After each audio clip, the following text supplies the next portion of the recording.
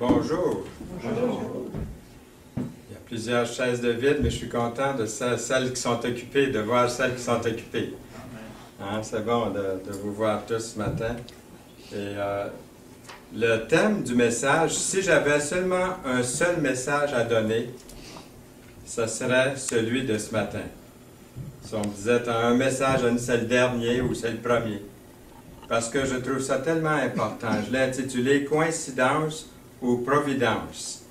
Et c'est basé sur plusieurs versets. Il y a plusieurs diapositives, plusieurs versets. Si je vous demandais de les chercher un par un, on serait ici encore dans la soirée. Donc, je vais simplement les mentionner. Vous pouvez les prendre en note ou écouter le CD ou le DVD par après pour avoir toutes les références. Mais c'est surtout Matthieu 1, 22 qui m'a fait beaucoup de bien parce qu'on retrouve ce verset-là, un verset semblable. On le retrouve plusieurs fois dans les Écritures. Tout cela arriva afin que s'accomplisse ce que le Seigneur avait annoncé par le prophète. Vous devez sans doute vous rappeler des coïncidences étranges qui vous sont arrivées à vous aussi. En 1962, on est déménagé de Bethel, de l'Institut Bethel, à Montmagny. C'est là qu'on a habité pendant 3 ans. Pendant 3 ans, dans cette maison qui était autrefois un couvent ou une école pour garçons. Il y avait une église à côté, puis c'était devenu, ça s'appelait le Bon Conseil. Et nous l'avons converti en loyer, mais aussi en chapelle évangélique, puisque les réunions ont commencé là, dans la maison.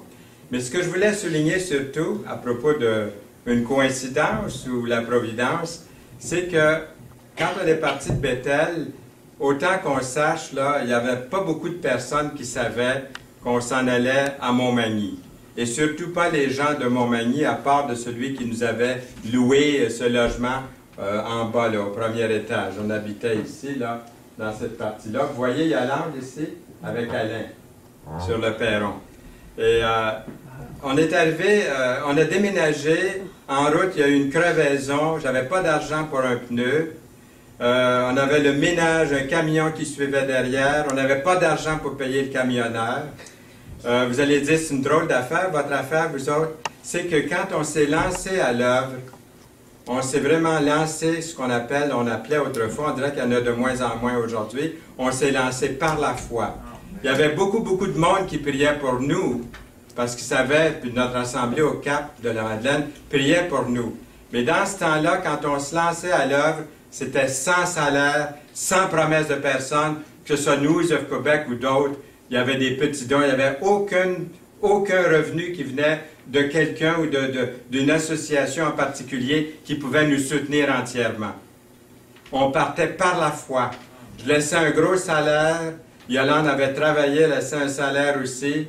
On partait vraiment, on disait on s'en va servir le Seigneur. C'est comme ça qu'on est parti. Amen. Ça fait au-dessus de 50 ans de ça. Et là maintenant, on a une pension de vieillesse, puis on a les rentes. Mais avant ça, c'était toujours de semaine en semaine. Dans les premiers mois de notre vie au service de Dieu, quand on est parti de Bethel et qu'on est arrivé là, on se voyait vraiment comme des missionnaires. Hein? Il y avait des rallons comme ça dans la maison. Je travaillais dans mon bureau habillé en hiver. Les 3 enfants étaient habillés toute la journée. Vous dites, le Seigneur ne prenait pas bien soin de vous, mais on avait des leçons à apprendre. 3 ans après, on est arrivé dans une belle maison, dans un quartier vraiment résidentiel. Le Seigneur a continué à bénir. Dans la même année, une chapelle, une maison, une voiture. Mais tranquillement, on a apprécié ce que le Seigneur faisait pour nous. Mais il n'y avait jamais de salaire. Je me rappelle, dans les premiers temps, il ne rentrait pas d'argent. Puis je pensais à toutes les 2 semaines, j'étais payé par la St. Lawrence Corporation. J'avais travaillé 9 ans, là. Et puis j'avais des bons salaires, puis le salaire venait pas. Qu'est-ce qu'on faisait? Toute la famille, on se mettait à genoux, puis là, l'argent arrivait après. C'était lui notre patron. C'était comme ça. Aujourd'hui, lorsque je mentionne ça, ça choque certaines personnes. C'est curieux. Même chez les chrétiens, bien surtout chez les chrétiens. Parce qu'aujourd'hui, on croit qu'on ne peut plus partir comme ça par la foi. On lit des livres de Hudson Taylor, on lit des livres comme ça, puis on dit on est bénis, ces gens-là, ils comptaient sur Dieu. Bien, nous sommes des exemples vivants que ça a marché dans notre vie. Je ne le dirais pas si je n'avais pas 75 ans, puis ça fait au-dessus de 50 ans qu'on est dans l'œuvre. Mais je le dis pour votre édification, de mettre votre foi en Dieu, que vous soyez au travail, que vous soyez à l'école, que vous soyez peu importe, Dieu peut prendre soin de vous, là où vous êtes. Alors, je voulais mentionner ça, et puis, là, vous dites qu'est-ce qui est arrivé avec les pneus, puis qu'est-ce qui est arrivé avec le déménagement. On est arrivé, puis là, je suis parti, j'ai dit, Seigneur, tu ne peux pas nous laisser tomber. Il faut que je paie celui qui a remplacé le pneu en route. Il faut que je paie les déménageurs. Et là, par la foi, je me suis rendu au bureau de poste. Ils ne me connaissaient pas au bureau de poste. Ils n'avaient jamais entendu mon nom. J'ai dit, est-ce que vous avez ici, j'aimerais avoir une case postale. Ils ont dit, il ne reste pas de case postale. Ils ont dit, si vous êtes nouveau ici, donnez-nous votre nom. Et puis, vous allez recevoir votre courrier dans ce qu'on appelle une poste restante. Alors, vous avez entendu parler de ça au bureau de poste. Et puis, j'ai dit, très bien. Un coup, j'y pense, je dis, regardez donc dans votre boîte restante, voir s'il n'y aurait pas Fernand Saint-Louis. Il me regarde drôlement. Il dit, monsieur, il dit, vous venez d'arriver ici. J'ai dit, regardez donc quand même. Fait qu'il commence à regarder. Il ne trouve rien. Il dit rien. J'ai dit, Saint-Louis, c'est un nom commun. J'ai dit, regardez donc, voir. J'ai dit, il n'y a pas un hôtel qui s'appelle Saint-Louis. J'ai vu une rue Saint-Louis tantôt. Bien, il dit, il y a un manoir Saint-Louis. J'ai dit, regardez donc le manoir Saint-Louis. Il dit, monsieur. Fernand Saint-Louis. J'ai dit, oui. Je rouvre l'enveloppe. Il y avait assez d'argent pour ouvrir un compte de banque. Autant que je sache, c'était un don anonyme, je ne sais pas qui a envoyé ça. J'ai traversé la rue à la Banque Royale, on est avec la Banque Royale depuis ce temps-là.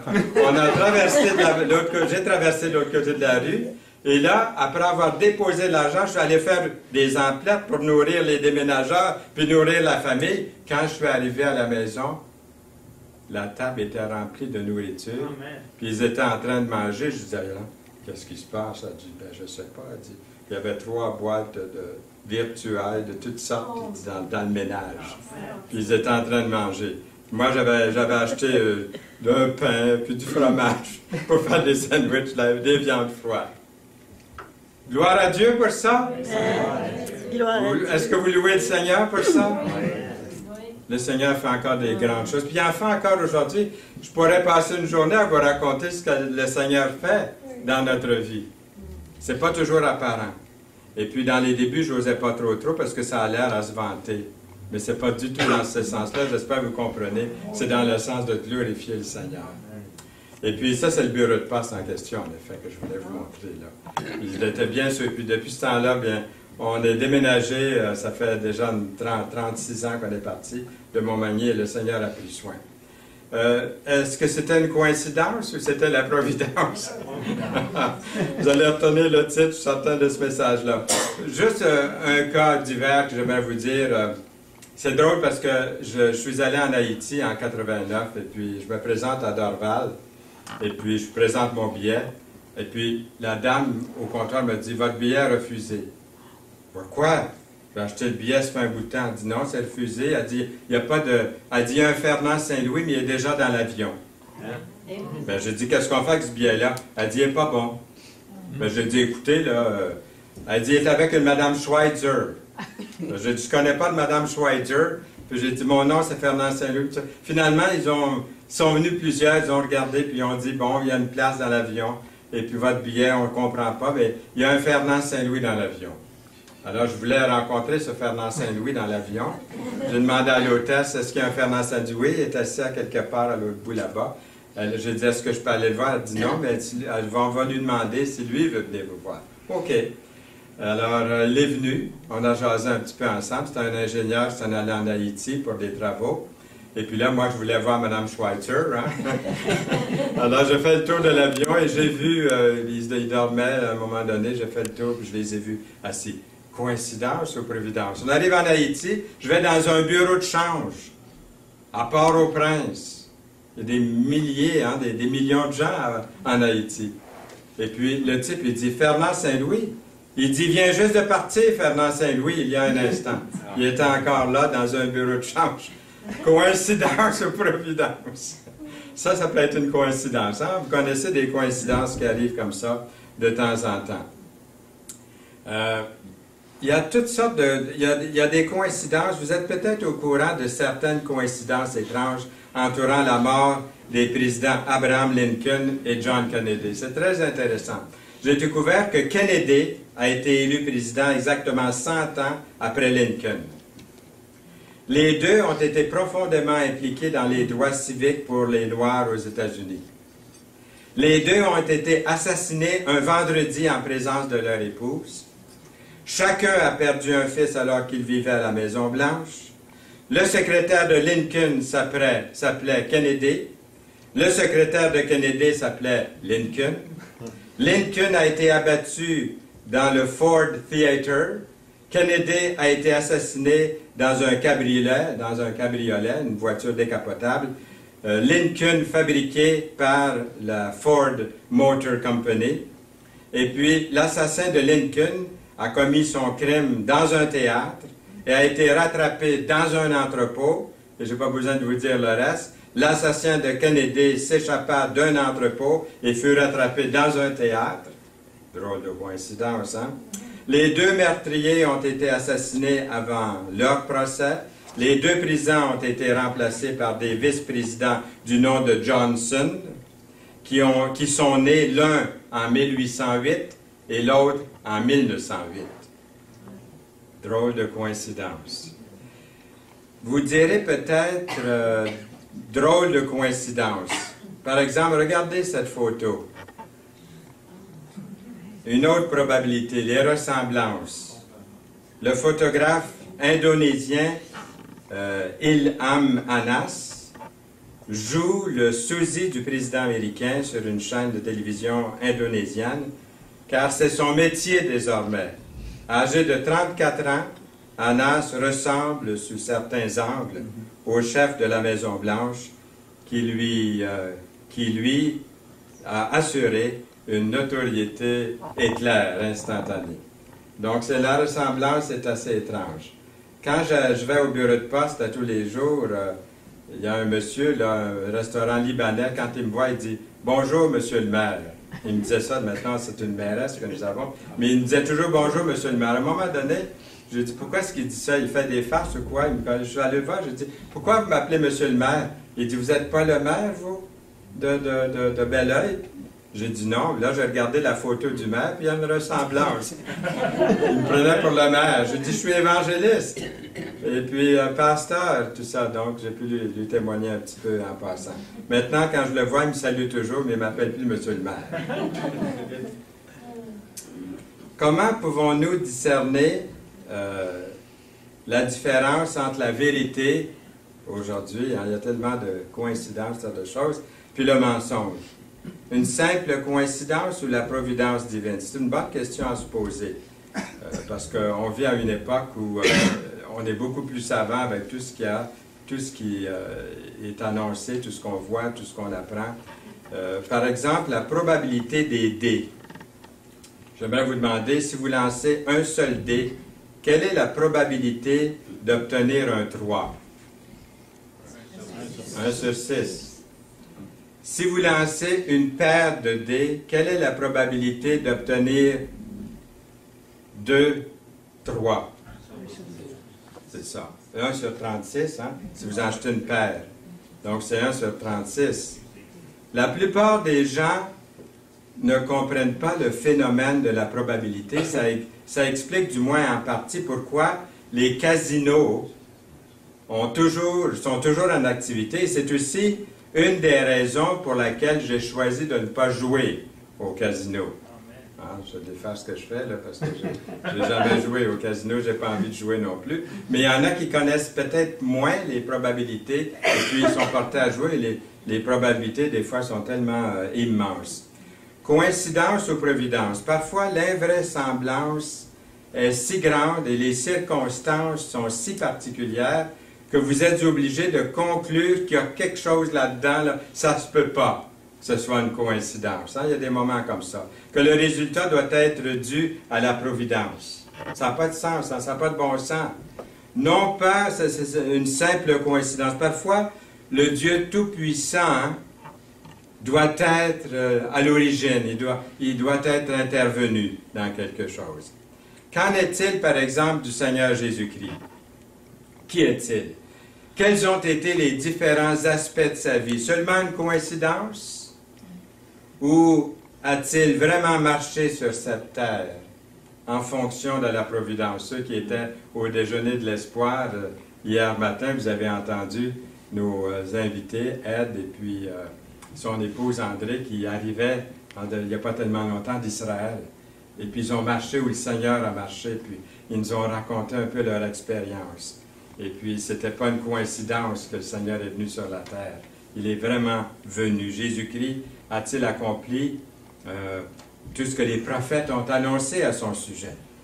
Il y a des centaines de prophéties concernant la première venue du Messie juif dans l'Ancien Testament. Jésus correspond-il à ces prophéties, à ces prophètes? Si oui, est-ce seulement une coïncidence ou du hasard? Ou était-ce par la providence divine? Pendant ces quelques instants ce matin que le Seigneur nous accorde ensemble, examinons brièvement la vie unique du Seigneur Jésus-Christ, des centaines d'années avant sa naissance, de nouveaux événements de sa vie étaient déjà déterminés. Il y en a ici qui connaissent mon adresse. En effet, je dois donner mon adresse à quelqu'un tantôt, mon adresse de courriel. Là. Elle est unique, mon adresse de courriel. Hein. Il y en a pas, ils ne sont pas supposés d'en avoir d'autres qui ont cette adresse-là. Comme mon adresse personnelle chez moi, là, me distingue de tout le monde sur la planète. Votre adresse aussi, ça vous distingue de toute la population des milliards qu'il y a sur la planète, votre adresse. C'est pas vrai? Le Canada me sépare du reste des nations du monde. Le Québec me distingue du reste des 10 provinces du Canada. Mon adresse est unique. Elle me distingue de tout le monde sur la planète. Si vous vous trompez dans mon adresse, ça n'arrive pas chez nous, hein? Même si des fois c'est mal appelé, finalement, ça nous rejoint parce qu'on a la bonne adresse. De même, le Messie, Jésus, avait une adresse particulière, unique, en son genre. Une adresse annoncée des centaines d'années avant sa naissance. Le premier chrétien, ou les premiers chrétiens, après l'ascension de Jésus, qui est monté au ciel, n'ont pas négligé d'affirmer fortement tout ce que les prophètes avaient prédit concernant Jésus. Ils ont fait appel à la prophétie, souvent afin de prouver qui était Jésus. Par exemple, Matthieu, dans son évangile, dit que plus d'une douzaine de fois, tout cela arriva afin que s'accomplisse ce que le Seigneur avait annoncé par le prophète.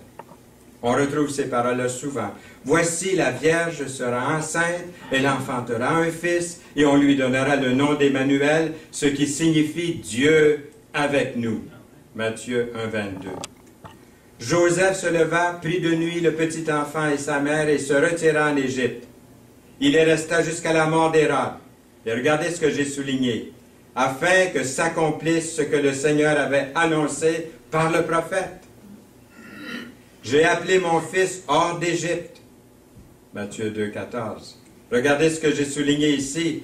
Alors s'accomplit ce qui avait été annoncé par Jérémie, le prophète. On a entendu des cris à Rama, des pleurs et de grandes lamentations. Rachel pleure ses enfants et n'a pas voulu être consolée parce qu'ils ne sont plus. C'est le massacre qu'il y avait eu là, avant que, lorsque Jésus est né, et puis qu'on voulait éliminer le Seigneur Jésus dans Matthieu 2, 17. Vint demeurer dans une ville appelée Nazareth, et j'ai souligné Nazareth, afin que s'accomplisse ce qui avait été annoncé par les prophètes. Il sera appelé Nazaréen, ou Jésus de Nazareth dans Matthieu 2, 23. Quelques-uns de ceux qui étaient avec nous sont allés au sépulcre et ils ont trouvé les choses comme les femmes l'avaient dit, mais lui, ils ne l'ont point vu. Alors Jésus leur dit, dans Matthieu 24, versets 24 à 25, « Ô homme sans intelligence, et dont le cœur est lent à croire, et j'ai souligné tout ce qu'ont dit les prophètes. Ne fallait-il pas que le Christ souffre ces choses et qu'il entre dans sa gloire? Et commençant par Moïse et par tous les prophètes, il leur expliqua dans toutes les Écritures ce qui le concernait. Puis il leur dit, « C'est là ce que je vous disais lorsque j'étais encore avec vous. » Et là, j'ai souligné qu'il fallait que s'accomplisse tout ce qui est écrit de moi, dans la loi de Moïse, dans les prophètes et dans les psaumes. Luc 24, 44. Alors il leur ouvrit l'esprit, afin qu'ils comprennent les Écritures, et il leur dit, « Ainsi il est écrit que le Christ souffrirait, et qu'il ressusciterait des morts le troisième jour. » Luc 24, 45. Et que la repentance et le pardon des péchés seraient prêchés en son nom à toutes les nations. À commencer par Jérusalem, vous êtes témoins de ces choses. Matthieu 24, 47. Jésus a également mis beaucoup d'importance sur l'accomplissement de la prophétie. 2 fois, le soir de sa résurrection, Jésus a parlé à ses disciples de ses souffrances, de sa résurrection. Les prophéties concernant Jésus peuvent être divisées, peuvent être divisées en 4 catégories. Sa généalogie, sa naissance, son ministère, sa mort et sa résurrection. Commençons avec sa généalogie. Dans Genèse, les chapitres 9 et 10, nous apprenons par ces chapitres que Noé avait 3 fils, Sam, Cam, Japheth. Aujourd'hui, toutes les nations du monde descendent de ces 3 hommes, vous et moi. La lignée de Jésus-Christ ne pouvait passer que par l'un de ces 3 hommes. Vous savez lequel? Noé avait 3 fils et un seul serait de la lignée du Messie Jésus. Dieu ici élimine les 2/3 des nations du monde à venir de la lignée du Messie. Le Messie viendrait à travers la lignée de Sam. Probabilité de 1 sur 3.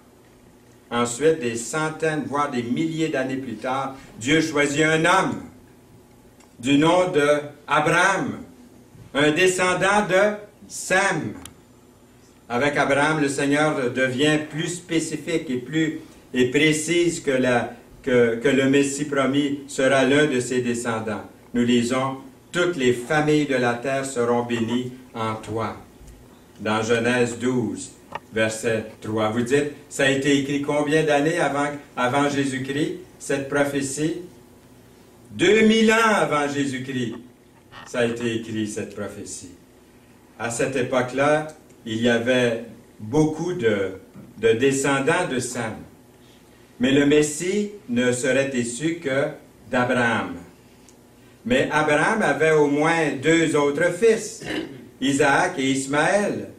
Lorsque Dieu a choisi la lignée royale de passer par Isaac, il a éliminé de nombreux descendants d'Abraham. Il a éliminé, par exemple, les Arabes. On les connaît, les Arabes, là encore aujourd'hui. Il y a peut-être quelqu'un ici qui est de descendance arabe ou qui est arabe. Mais cette race a été éliminée. Le Messie viendrait à travers la lignée d'Isaac, dans Genèse 17. Isaac avait 2 fils, Jacob le cadet et Ésaü.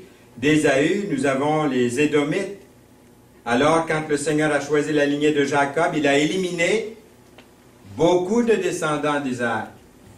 Le Messie viendrait par Jacob. On l'appelle aussi Israël, dans Nombre 24, verset 17. Jacob avait 12 fils, d'où la lignée des 12 tribus d'Israël. Quand Dieu a choisi la tribu de Juda pour continuer la lignée jusqu'à Jésus-Christ, il a éliminé 11 sur 12 de la nation israélite. Le Messie viendrait par la tribu de Juda et non de Gad, d'Asher, de Lévi ou de Benjamin. mais uniquement de Juda. Uniquement de Juda. Bien entendu, la tribu de Juda était composée de familles nombreuses. Mais Dieu a choisi la famille de Jesse dans 1 Samuel 16. Jesse avait 8 fils. Dieu élimine 7 sur 8 de la lignée de la famille de Jesse quand il a choisi le plus jeune fils, David. Le Messie viendrait de la maison de David, par David. Voici les jours viennent, et ça a été écrit au 7e siècle avant Jésus-Christ, ce que je vous lis là dans Jérémie 23, verset 5. Voici les jours viennent, dit l'Éternel, où je susciterai à David un germe juste. Il régnera en roi et prospérera. Il pratiquera la justice et l'équité dans le pays. En son temps, Juda sera sauvé. Israël aura la sécurité dans sa demeure. Et voici le nom dont on l'appellera l'Éternel, notre justice. C'est encore une prophétie à venir pour la grande partie de ce verset-là. Croyez-vous que ça va arriver? On peut voir l'improbabilité statistique à mesure que nous avançons. Le Christ a dû être de la lignée de Sem, un descendant d'Abraham, de la lignée d'Isaac, de la lignée de Jacob, de la tribu de Juda, de la famille de Jesse, de la maison de David. Pas n'importe qui pourrait être le Messie. C'est la raison d'être de la généalogie dans le chapitre 1 de Matthieu. La première fois que j'ai lu ça, j'ai trouvé ça plate. Lire les généalogies dans la Bible. Maintenant, je les trouve de plus en plus intéressantes. Les généalogies, je les lis maintenant. Avec des noms compliqués dans l'Ancien Testament, impossible à les prononcer des fois. Et puis, peu importe qui pourrait être le Messie. Pas n'importe qui pourrait être le Messie, d'après l'Écriture. C'est la raison d'être de la généalogie dans le chapitre 1 de Matthieu. Le Messie devait être de la bonne lignée. Annoncé dans les Écritures, prophétisé longtemps d'avance. Jésus était de la maison de David, Luc 3, 31. Il a accompli les prophéties concernant son patrimoine. Assez pour le moment pour sa généalogie. Passons à sa naissance. Que Jésus soit né à Bethléem. Et toi, Bethléem. Et ça, c'est écrit au 8e siècle. 8e siècle avant Jésus-Christ, que je vous lis là. Dans Michée 5, 2. Et toi, Bethléem Ephrata, petite entre les milliers de Juda, de toi sortira pour moi celui qui dominera sur Israël et dont les activités remontent aux temps anciens, au jour de l'éternité. Les Juifs attendent le Messie à cause d'un verset comme ça. Parce qu'ils disent, il va dominer sur Israël. Ils n'ont pas vu le Messie quand il est venu la première fois. Nous allons voir d'autres versets qui nous confirment qu'il est vraiment celui. Ici, c'est encore prophétique. Un jour, il va régner sur Israël dans la victoire, mais c'était prophétisé déjà au 8e siècle avant Jésus-Christ. Quelles sont les probabilités?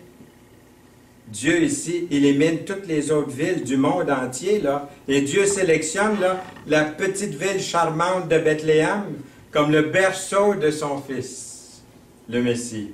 Jésus a été élevé en Nazareth, comme on sait, en Galilée, mais il est né à Bethléem, et c'était prophétisé.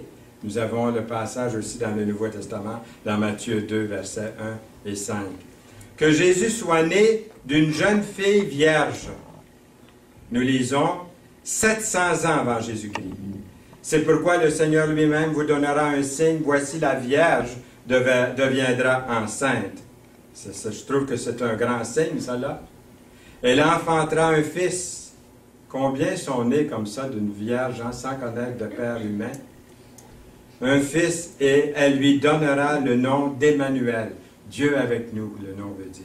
Dans Ésaïe, 700 ans avant Jésus-Christ. Ésaïe 7, verset 14.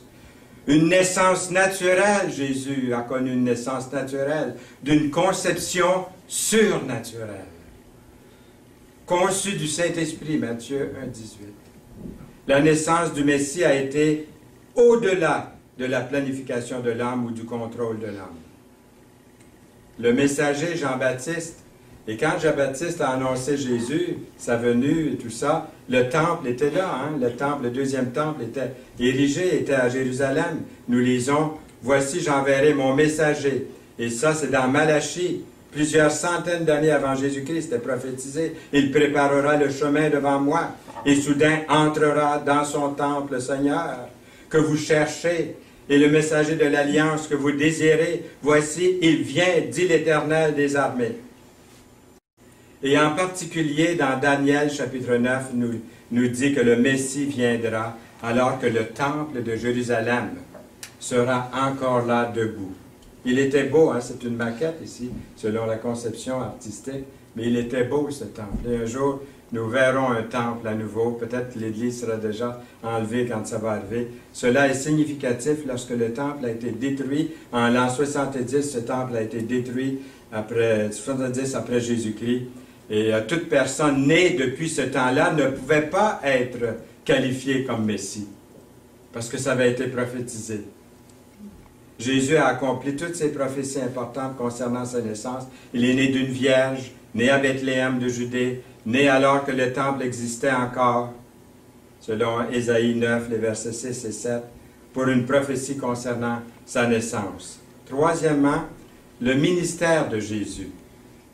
Nous lisons, il se rendit à Jérusalem, à Nazareth, où il avait été élevé, et selon sa coutume, il entra dans la synagogue. Et ça, c'est très intéressant ce que nous allons lire ici. Là, c'est Jésus qui est en train qui va lire quelque chose, là. C'est Jésus qui se présente ici. Et regardez bien comment Jésus va annoncer quelque chose de prophétique, qui nous concerne tous. Il entra dans la synagogue le jour du sabbat, il se leva pour faire la lecture. On lui remit le livre du prophète Ésaïe. Et Ésaïe, ça a été écrit quelques centaines, 700 ans avant Jésus-Christ. On lui remit le livre du prophète Ésaïe. L'ayant déroulé, il trouva l'endroit où il était écrit « L'Esprit du Seigneur est sur moi ». C'est Jésus qui est en train de lire ici, là. « Parce qu'il m'a oint pour annoncer la bonne nouvelle aux pauvres. » Ah! Il m'a envoyé pour guérir ceux qui ont le cœur brisé. Les Juifs attendaient un David, hein, un Moïse, ils attendaient un chef militaire. Mais regardez ce qui est écrit, ce que Jésus est en train de lire. La prophétie est en train de se réaliser devant leurs yeux. Est-ce qu'ils vont le voir? Est-ce qu'ils vont le comprendre? Pour guérir le cœur de ceux, pour guérir ceux qui ont le cœur brisé, au verset 19, pour proclamer aux captifs la délivrance, et aux aveugles le recouvrement de la vue, pour envoyer libres les opprimés, pour publier une année de grâce du Seigneur. Le Seigneur vient de citer Ésaïe 61, versets 1 et 2, qui a été écrit 700 ans avant Jésus-Christ. Ensuite, remarquez bien, ensuite il roula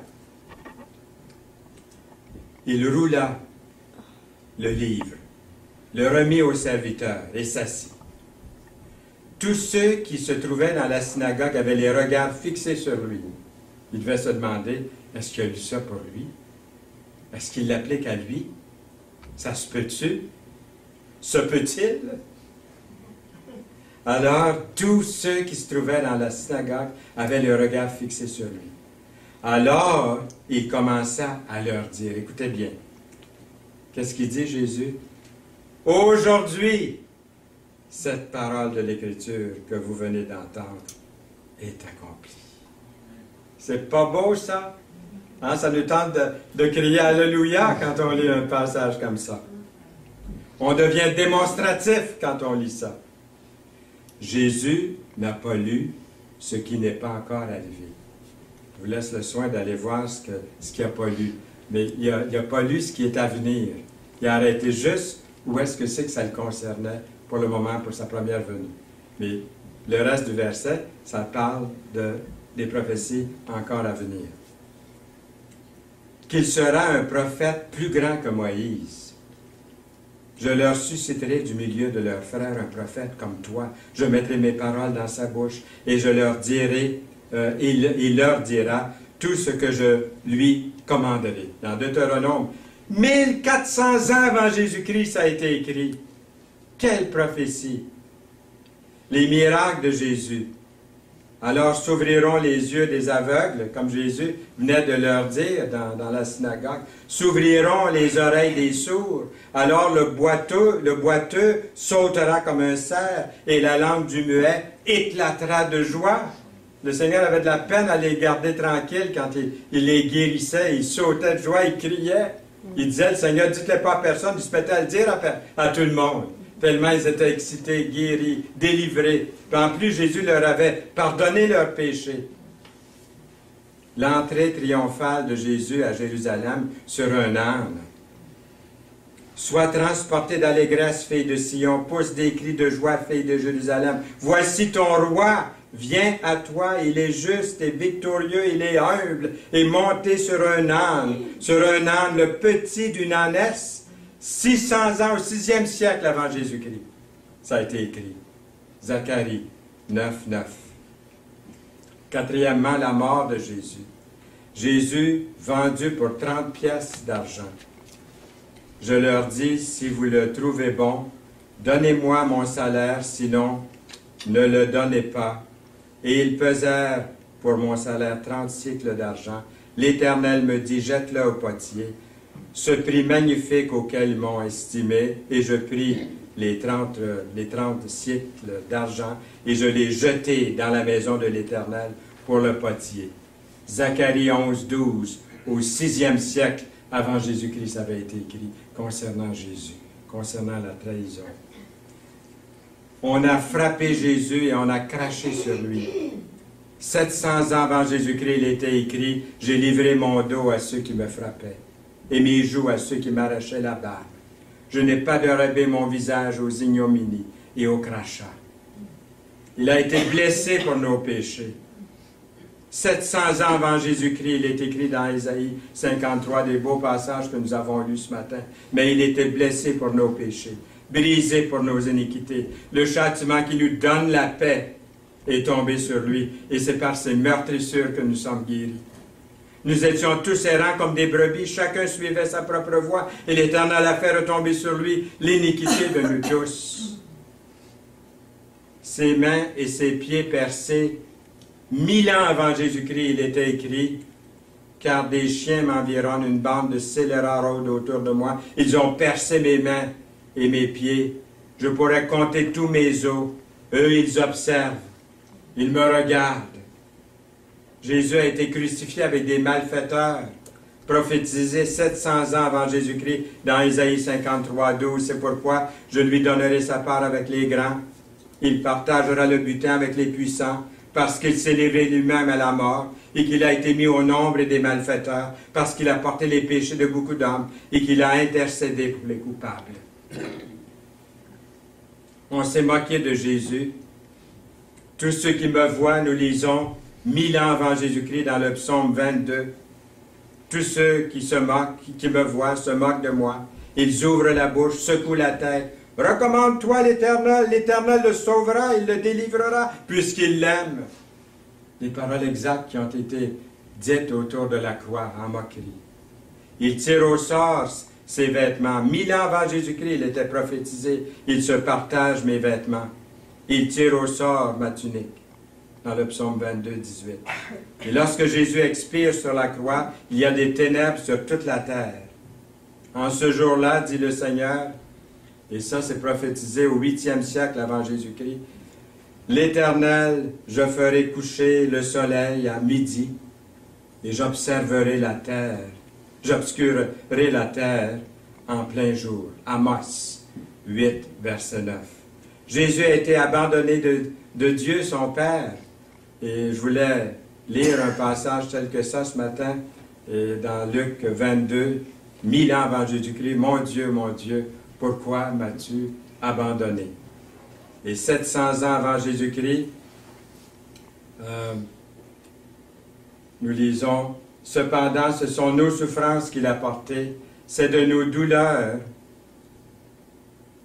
qu'il s'est chargé, et nous l'avons considéré comme puni, frappé de Dieu et humilié. Ésaïe 53, verset 4. Le côté de Jésus a été transpercé.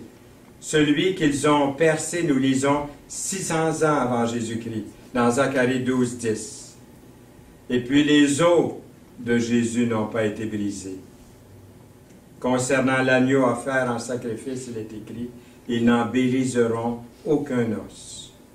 Jésus est vraiment l'agneau de Dieu. Ça a été écrit 1400 ans avant Jésus-Christ, que les os de Jésus n'en briseront aucun. Quelle prophétie! On offre à Jésus du fiel et du vinaigre, prophétisé 1000 ans avant Jésus-Christ. Pour apaiser ma soif, il m'abreuve de vinaigre, dans le psaume 69, verset 21. La résurrection de Jésus-Christ est annoncée d'avance.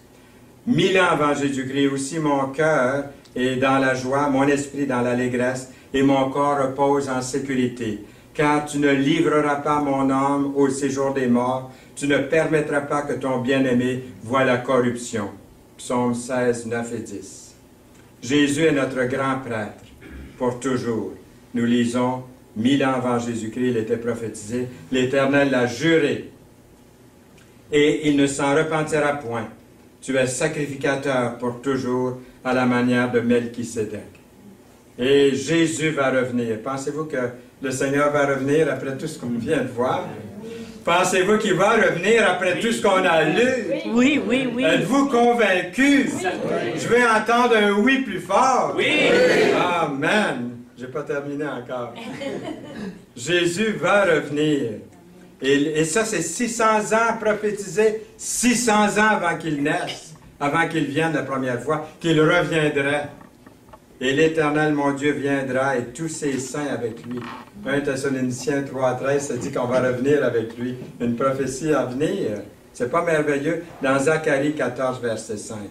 Je regardais pendant mes visions nocturnes, et voici, sur les nuées des cieux arriva quelqu'un de semblable à un fils de l'homme. Il s'avança vers l'ancien des jours, et on le fit approcher de lui. Et au verset 14, on lui donna la domination, dans Daniel 7, la domination, la gloire et le règne, et tous les peuples, et les nations, et les hommes de toutes les langues le servirent. Sa domination est une domination éternelle qui ne passera point, et son règne ne sera jamais détruit. Ça a été prophétisé 600 ans avant Jésus-Christ. Et en conclusion, qu'est-ce qu'on dit? Il est vraiment temps pour vous ce matin, s'il y avait quelqu'un ici dans cette salle, ou qui écoute le CD, ou qui regarde ce DVD, qui regarde cette émission à la télévision, ou qui la regarde sur Internet, vous là qui regardez, il est vraiment temps pour vous de prendre votre décision maintenant au sujet de Jésus-Christ. Après tout ce qu'on a vu, après tout ce qu'on a entendu, il serait vraiment temps, pas simplement dire Jésus est le sauveur du monde, tout le monde peut dire ça, puis ne pas être sauvé. D'avoir la connaissance qu'il est le sauveur du monde, n'a jamais sauvé personne. Mais vous devez personnellement, vous, prendre la décision qu'il devienne votre sauveur à vous personnellement. L'avez-vous fait? Si vous l'avez fait, gloire à Dieu. Sinon, vous n'êtes pas entré encore, vous n'êtes pas à lui. C.S. Lewis, que vous connaissez probablement, peut-être vous avez un livre chez vous de C.S. Lewis, je vous rappelle, il a écrit ceci, « Vous devez faire un choix. Soit que cet homme, en parlant de Jésus, a été et est le Fils de Dieu, ou bien un fou, ou quelqu'un de pire. Vous pouvez le faire passer pour un imbécile. Vous pouvez cracher sur lui ou le tuer, comme s'il était un méchant. Ou vous pouvez tomber à ses pieds et l'appeler mon Seigneur et mon Dieu. Qu'allez-vous faire? Qu'allez-vous faire de Jésus-Christ avec tout ce matériel que nous venons de voir? Si j'avais seulement qu'un message, comme j'ai dit, c'est celui-là que je donnerais. Parce que ça me convainc encore après 63 ans de vie chrétienne, ça me convainc encore que Jésus est le Fils de Dieu et qu'il est venu et qu'il revient et qu'il vit dans mon cœur. Il est le sauveur du monde, il est mon sauveur à moi. Lorsque je termine avec ma prière le soir, je dis « Le sauveur !» Mon sauveur. Je dis, le Seigneur, le roi des rois, mon Seigneur, mon roi des rois. Je dis, le maître, mon maître que je sers. C'est comme ça que je prie le Seigneur. Parce qu'il n'est pas seulement le sauveur, il est le mien. Est-il le vôtre? C'est de l'inviter tout simplement comme un enfant à venir dans votre cœur. C'est pourquoi je vous ai dit que vous mourrez dans vos péchés pour celui qui n'a pas ou qui ne veut pas, qui te reste indifférent. Le Seigneur dit, c'est pourquoi je vous ai dit que vous mourrez dans vos péchés. Si vous ne croyez pas ce que je suis, vous mourrez dans vos péchés. Il n'y a pas d'autre porte, hein? Il n'y a pas d'autre chemin dans 8 de Jean, verset 24. Nous avons encore ce verset, et je répète ce que le Seigneur a dit. « Ô homme sans intelligence, et dont le cœur est lent à croire tout ce qu'ont dit les prophètes, ne fallait-il pas que le Christ souffre ces choses, et qu'il entre dans sa gloire? Et commençant par Moïse et tous les prophètes, il leur expliquait dans toutes les Écritures ce qui le concernait. » Nous avons lu ce passage, mais je pensais qu'il fallait le relire à nouveau dans Luc 24, verset 25. Une illustration que j'aimerais apporter encore, un mathématicien et professeur d'université du nom de Peter W. Stoner a été président du département des sciences à Westmont College aux États-Unis. Et dans son livre, que j'ai traduit le titre ici, là, on pourrait dire c'est traduit par « La science parle », la preuve scientifique de l'exactitude de la prophétie et de la Bible, Peter W. Stoner, ce scientifique et ses élèves ont pris 8 prophéties faites au sujet de Jésus. Écoutez bien ceci. Ils leur ont donné une probabilité mathématique raisonnable. Par exemple, les probabilités que Jésus soit un descendant de Sem étaient 1 sur 3. Être un descendant de Jacob, les probabilités qu'il serait de la tribu de Juda étaient 1 sur 12. Mais ce mathématicien a calculé la probabilité de l'ensemble des 8 prophéties à venir sur Jésus et son accomplissement en Jésus, ou en une seule personne, que ce soit Jésus ou même une autre personne, et voici le rapport qu'il a donné pour réponse. Une chance sur 10 suivi de 17 zéros. Une chance sur 10 suivi de 17 zéros. Comptez-les, ils sont là, les 17. J'ai vérifié. Alors, quelle est la probabilité de survie si vous sautez d'un avion à 20 000 pieds d'altitude, sans parachute? Survivre, la probabilité est très élevée pour que vous perdiez la vie. La probabilité de survie après une telle chute est telle que personne n'oserait tenter un tel coup de folie. Pourtant, les probabilités que Jésus ait providentiellement rempli de nombreuses prophéties sont aussi élevées que ça. Et beaucoup risquent de ne pas croire en lui. Pourquoi s'obstiner à ne pas croire en Jésus? Pourquoi? Comment savons-nous que Jésus était le Messie? Pourquoi croyons-nous qu'il est le Fils de Dieu? Une des raisons en est que son adresse à Jésus est unique. Malgré toutes les probabilités, les nombreuses prophéties qu'il a accomplies durant son ministère terrestre n'ont pas eu lieu par hasard.